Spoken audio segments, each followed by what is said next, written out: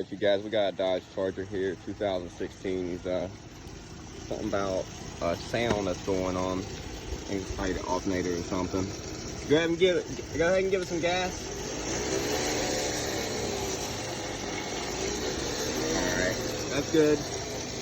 Y'all see that tensioner pulley right there? It could be something to do with that too. What I'm going to do is I'm going to take this, I'm going to touch it onto there, like so.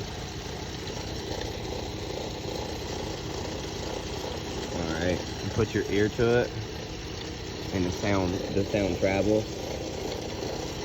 Y'all hear that? Give it gas.